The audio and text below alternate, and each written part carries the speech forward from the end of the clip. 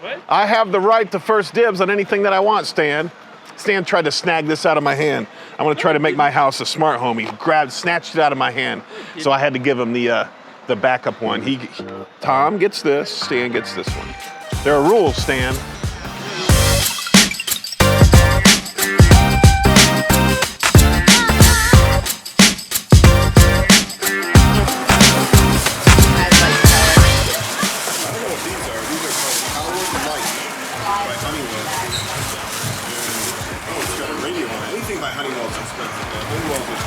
Very expensive company. Do I fly first class? No, hell no. I always sit by the window. I've flown first class a few times, but it's only because there's certain airlines, like when you go to get on the airplane, they're like, hey, for $42 you can upgrade to first class, and I'm like, really? I get to be those people that everybody stares at when they get on the plane? But I mean, the difference between I think our flights from Florida to Vegas are like $200, maybe $150. They're really cheap. It's really inexpensive right now. And it's a direct flight, but to go first class is like $600. So $150 to $600, nah, I don't care how much money I got. I don't need to blow $450 on a first class seat. One time I was on a plane and we were going on vacation. It was just a guy trip and there was like 10 of us. And there was nobody in first class, and we were talking to the stewardess. She let us all go to first class. We got free drinks. When you're in first class, you get free drinks. So we all had free drinks, and we were pretty lit. We drank all the alcohol on the airplane, right? And the only reason that the lady let us do it is because it was her last day working for the airlines. They're not allowed to move people to first class from the poor seats. We were in the poor seats all the way in the back, literally next to the shitter.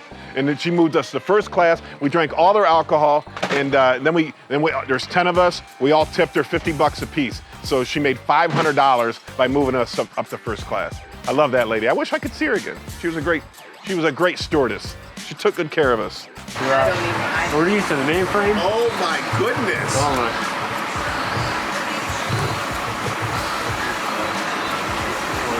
So you can sign up on your Facebook.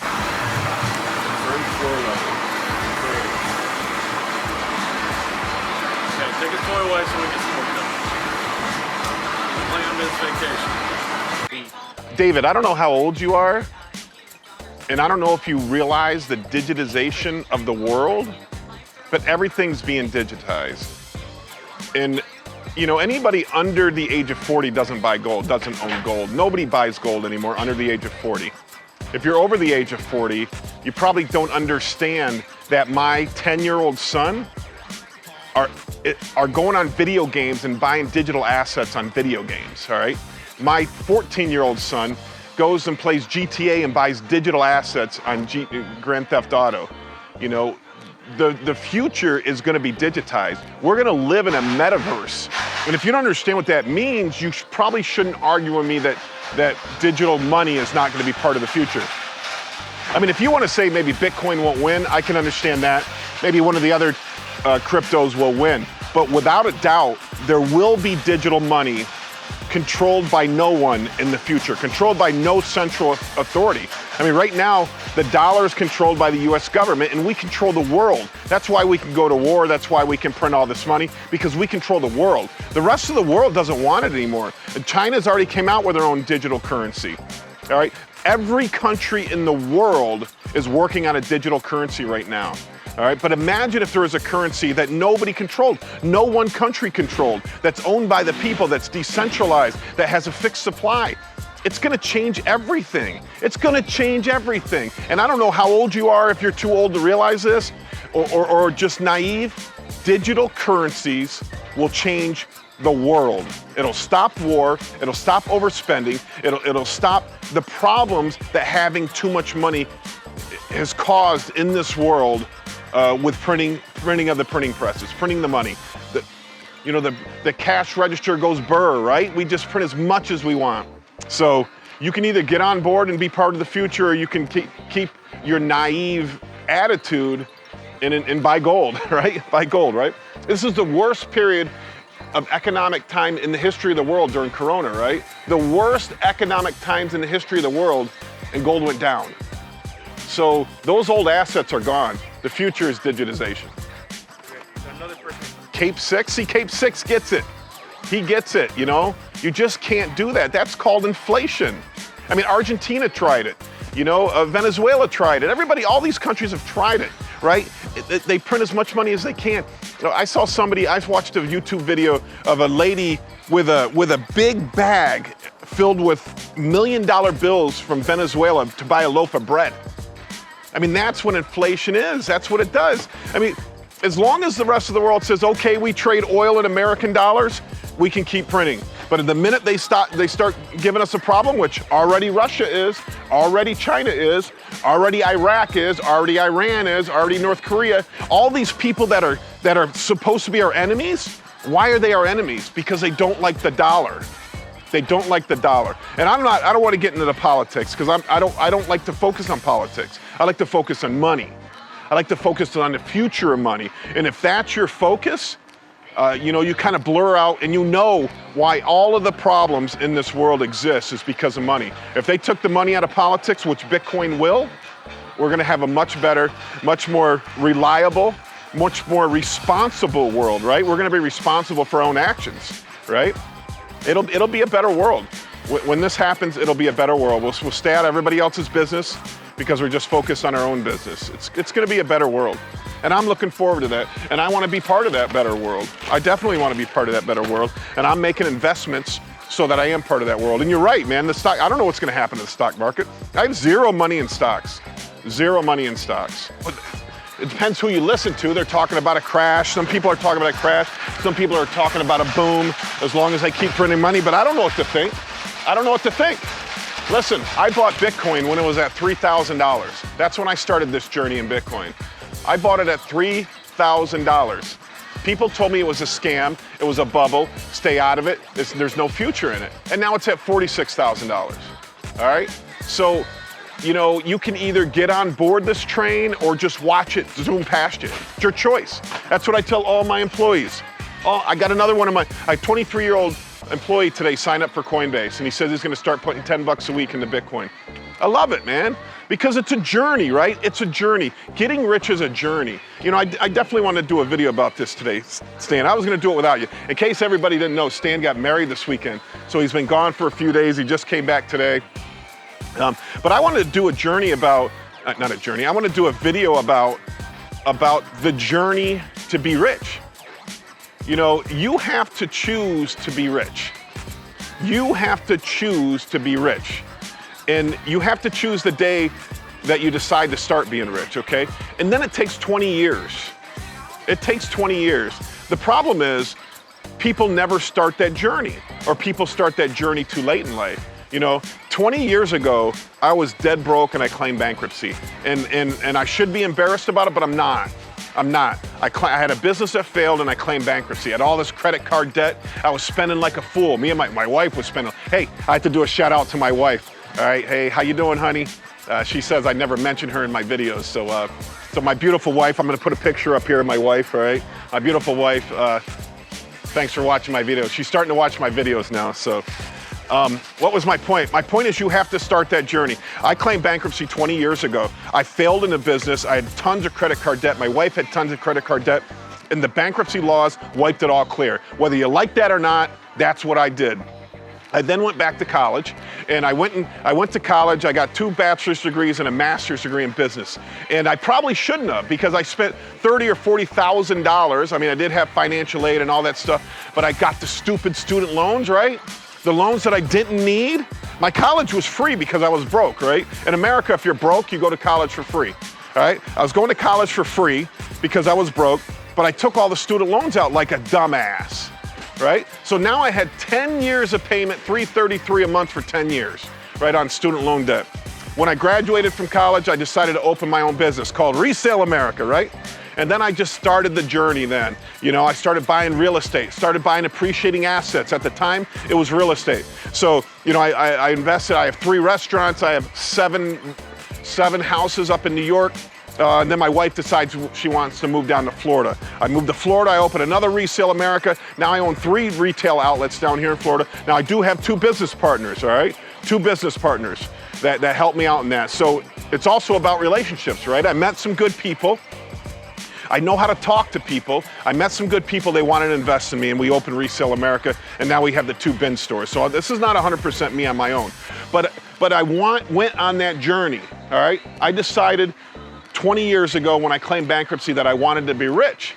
And now I'm 20 years into that. So now I'm seeing wealth that I never thought I would see back then. But young Logan, who today signed up for Coinbase at 23 years old, will see it if he dedicates himself to that journey.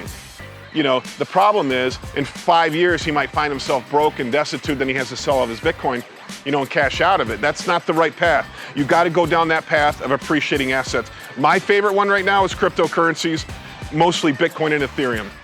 So make that choice. When are you going to start? Stan, when are you going to start that journey? Stan sold all of his Bitcoin because he had to get married. Dumbass. Now he has to restart his journey all over again. Restart his journey. And in the last video, we talked about me buying a house on the water, which I'm certainly considering doing. I want to do it. Interest rates are all-time low. Yeah, you never get a variable interest rate unless it's high, because then the likelihood of it going down is better. But now that it's so low, I mean, the housing, it's so cheap to buy a house right now. And that's why prices, one of the other reasons why prices are so high, because, you know, when interest rates were 5%, you could afford this much house. Now the interest rates are down 2.5%, you can afford more house for the same payment, So I don't know what's going to happen with the housing market. My problem right now is not the prices. Houses are expensive right now. My problem is the supply. So when a house goes on the market right now, it's selling for $50,000 more than asking price. And that's a problem. Because I'm cheap, because I like to buy stuff low and sell it high, I just can't fathom paying more than what somebody's asking for a house. So I'm looking at an area called Apollo Beach, and they just have one waterfront community, right? And in that community, there's only like 8 houses for sale, and 7 of them are already pending. You know, so there's only one available house. So I'm gonna wait until there's 40 houses for sale in that same area, and then I'll have a little bit better option. Hopefully the prices aren't going over asking, and you know, then I will, and hopefully interest rates are still low. I think now that the economy is loosening up a little bit now, that these houses will start becoming on the market. They've stopped, and Florida has been really ahead of the curve as far as, you know, not making mask mandates, not having any rules, trying to get everybody back flowing. Because Florida needs snowbirds. In case you don't know what a snowbird is, everybody from the north, from the north where it's cold in the wintertime comes down to Florida, right? They all come to Florida. The population doubles in Florida in the wintertime, and business doubles in Florida in the wintertime. We didn't get that last year. So everybody did just okay during the wintertime last year. The government gave every business money, so that helped everybody out. But this year, the governor is making sure we're open, so the northerners can come down, and the snowbirds can come down, and business will prosper. So, once that happens, I think business will be good. Hopefully real estate will open back up. They can start foreclosing on houses. And I know you think that's a bad thing. Well, there's one side that say it's a bad thing to foreclose on a house. But the market is crazy. I'm being hurt because they can't foreclose on houses. That's making housing prices go way up. And I have to pay literally a house that I wanted to buy for $300,000 a year ago is now $500,000. It's ridiculous, the prices of houses right now.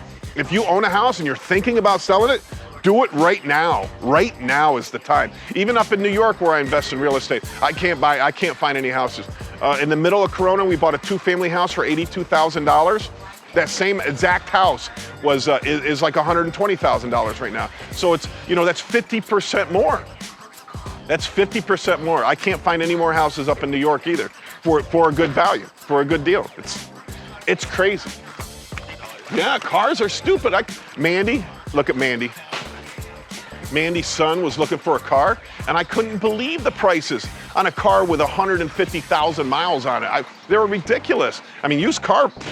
I just traded in my Expedition to buy a new car for my son, and fortunately, I bought it for $31,000, my Expedition, and I got $26,000 on trade-in 3 years later. That was incredible. Had 120,000 miles on it. I never thought it would be worth that much.